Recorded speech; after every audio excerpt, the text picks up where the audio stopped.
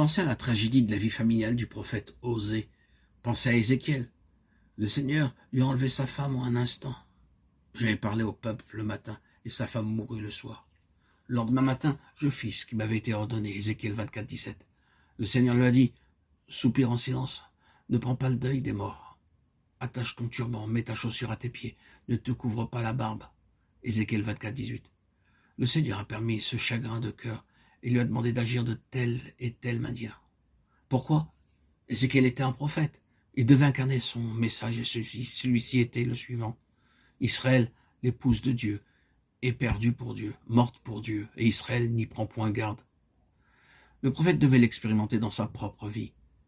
Dieu agit subjectivement, il œuvre profondément dans la vie de son serviteur pour engendrer le ministère. Dieu ne nous permet pas de divulguer des paroles et des sujets. Si nous sommes sous l'autorité du Saint-Esprit, il fait de nous des prophètes, c'est-à-dire qu'il fait de la prophétie une chose qui se forme en nous, afin que lorsque nous parlons, ce ne soit que l'expression orale de ce qui a été réalisé en nous. Dieu a formé cela au cours des années, d'une manière étrange, profonde et douloureuse, dans quelques vies, sans rien négliger, et en traitant chaque détail, et ce vase ainsi formé est en conformité avec le message. Les gens ne viendront pas entendre ce que vous avez à enseigner, ils verront ce que vous êtes, et ce qui a été constitué en vous par Dieu. Quel grand prix doit payer l'instrument prophétique. Ainsi donc, Moïse est allé dans le désert pour que sa vie naturelle soit traitée, pour parvenir au point zéro, afin que tout cela soit formé en lui. Dieu a-t-il été justifié dans la vie de Moïse? Car après tout, c'était une question de ressources spirituelles pour le ministère futur. Oh, les tensions qui devaient s'exercer contre cette vie. Moïse a été souvent brisé. Parfois, il a presque succombé face à l'opposition. Je ne puis pas, moi seul, porter tout ce peuple, car il est trop pesant pour moi. Nombre 11, 14. Quelles étaient ces ressources? Oh, si elles avaient été les anciennes ressources de l'Égypte, il n'aurait pas pu résister une seule année. En Égypte, il ne pouvait pas même supporter la provocation. Il devait se lever et répliquer.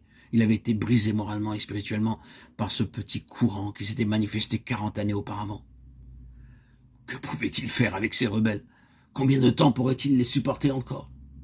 Une force divine l'avait saisi. Seule une chose formée en lui pouvait l'aider à aller de l'avant et tenir ferme contre le courant qui s'opposait à la pleine pensée de Dieu. À notre rencontre, la tension peut aussi être très forte. Souvent, une forte tension se manifeste. Laisse faire un peu, fais quelques concessions, ne sois pas si absolu. Tu auras beaucoup plus de portes ouvertes si seulement tu es un peu plus large. Tu auras plus de succès si tu tempères un peu. Qu'est-ce qui vous délivrera alors à l'heure de la tentation? La seule chose, c'est ce que Dieu aura fait en vous. Cela fait partie de votre être intérieur. Ce n'est pas une chose que vous pouvez renier. Elle est en vous, faisant corps avec vous. Dieu savait ce qu'il avait fait en Moïse. Cette chose était tellement devenue une avec l'homme qu'il n'y avait aucune division. L'homme était ce qu'était le ministère prophétique.